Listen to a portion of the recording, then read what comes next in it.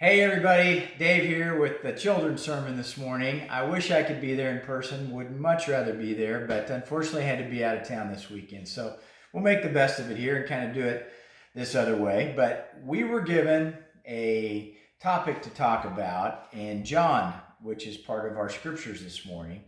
And Jesus talks a lot about how he is the bread of life. Now, what does that mean? Are we talking about getting to eat bread? I mean, there was a lot.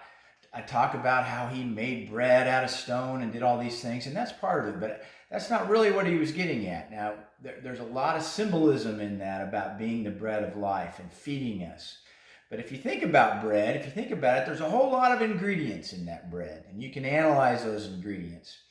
And the thing that I find kind of interesting is if you look at those ingredients by themselves, sometimes they don't always make as much sense or they're not as exciting.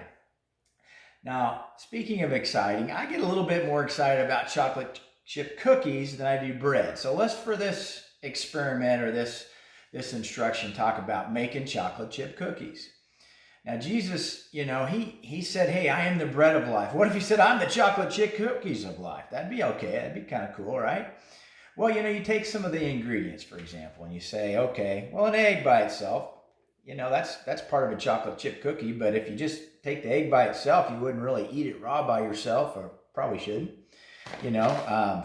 Flour, This is all stuff, by the way, Pastor Brenda knows a lot about with her baking experience, and she can do a way better job talking about this than me, but chocolate chip cookies I am an expert on. So sugar, that's a little more exciting. I can get behind that. Now we're talking, we got the chocolate chip cookies, salt, baking soda. All these ingredients by themselves are important. They all make up the chocolate chip cookie. But, we need guidance even on this part. We need a recipe. We need guidance in the details of that recipe. And you know what? That's kind of what the Bible does for us.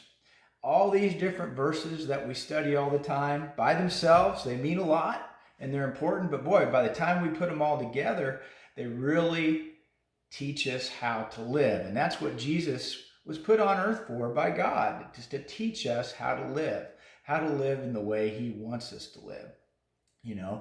Love, forgiveness, all these things, patience, kindness, tolerance, they're all part of the recipes that make us who we are, that make us happy, and make us happy, or make God happy when he sees us practicing and doing those things. So the end result, what do we get? Something really, really good. We get to go to heaven. We get to live forever, kind of like